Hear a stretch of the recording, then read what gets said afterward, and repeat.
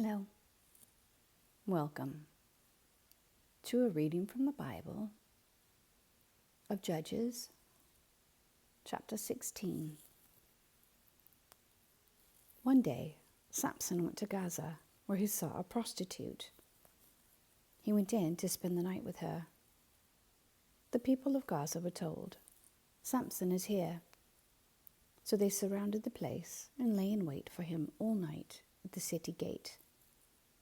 They made no move during the night, saying, "At dawn we'll kill him." But Samson lay there only until the middle of the night. Then he got up and took hold of the doors of the city gate, together with the 2 posts, and tore them loose, bar and all. He lifted them to his shoulders and carried them to the top of the hill that faces Hebron. Sometime later, he fell in love with a woman in the valley of Sorek, whose name was Delilah. The rulers of the Philistines went to her and said, "See if you can lure him into showing you the secret of his great strength and how we can overpower him, so we may tie him up and subdue him. Each one of us will give you 1,100 shekels of silver." So Delilah said to Samson, "Tell me the secret of your great strength and how you can be tied up and subdued." Samson answered her, "If anyone ties me with 7 fresh bowstrings that have not been dried, I'll become as weak as any other man." Then the rulers of the Philistines brought her 7 fresh bowstrings that had not been dried, and she tied him with them.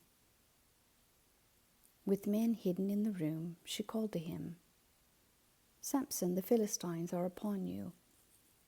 But he snapped the bowstrings as easily as a piece of string snaps when it comes close to a flame. So the secret of his strength was not discovered. Then Delilah said to Samson, "You have made a fool of me. You lied to me. Come now, tell me how you can be tied." He said, "If anyone ties me securely with new ropes that have never been used, I'll become as weak as any other man." So Delilah took new ropes and tied him with them. Then, with men hidden in the room, she called to him, "Samson, the Philistines are upon you." But he snapped the ropes off his arms as if they were threads. Delilah then said to Samson, "All this time you have been making a fool of me and lying to me. Tell me how you can be tied." He replied, "If you weave the 7 braids of my head into the fabric on the loom and tighten it with the pin, I'll become as weak as any other man." So while he was sleeping, Delilah took the 7 braids of his head, wove them into the fabric, and tightened it with the pin. Again she called to him, "Samson, the Philistines are upon you." He awoke from his sleep and pulled up the pin and the loom with the fabric. Then she said to him, "How can you say I love you when you won't confide in me? This is the 3rd time you have made a fool of me and haven't told me the strength of your great secret." With such nagging, she prodded him day after day until he was sick to death of it. So he told her everything. "No razor has ever been used on my head," he said, "because I have been a Nazirite, dedicated to God from my mother's womb. If my head were shaved, my strength would leave me, and I would become as weak as any other man." When Delilah saw that he had told her everything, she sent word to the rulers of the Philistines, "Come back once more. He has told me everything." So the rulers of the Philistines returned with the silver in their hands. After putting him to sleep on her lap, she called for someone to shave off the 7 braids of his hair, and so began to subdue him, and his strength left him. Then she called, "Samson, the Philistines are upon you." He awoke from his sleep and thought, "I'll go out as before and shake myself free." But he did not know that the Lord had left him. Then the Philistines seized him, gouged out his eyes, and took him down to Gaza.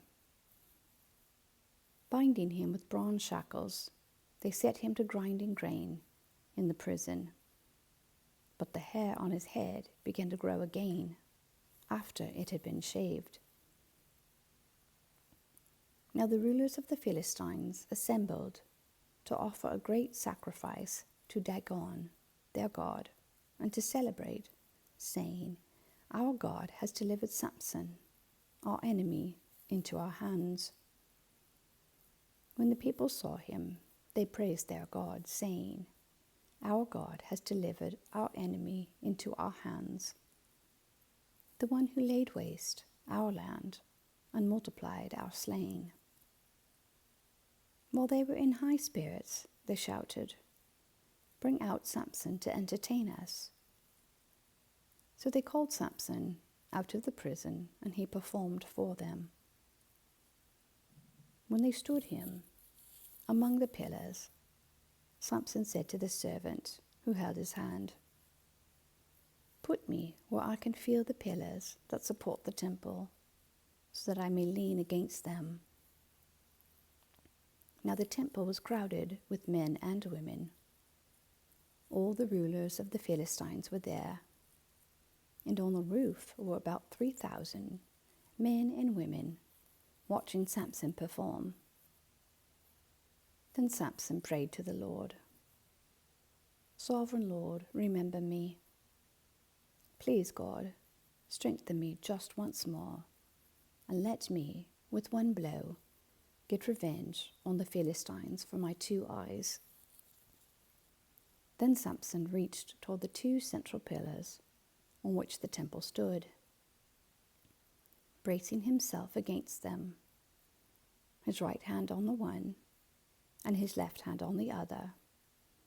Samson said, "Let me die with the Philistines." Then he pushed with all his might, and down came the temple on the rulers and all the people in it. Thus he killed many more when he died than while he lived. Then his brothers and his father's whole family went down to get him. They brought him back and buried him between Zorah and Eshtaol in the tomb of Manoah, his father. He had led Israel 20 years. Amen. Thank you for listening.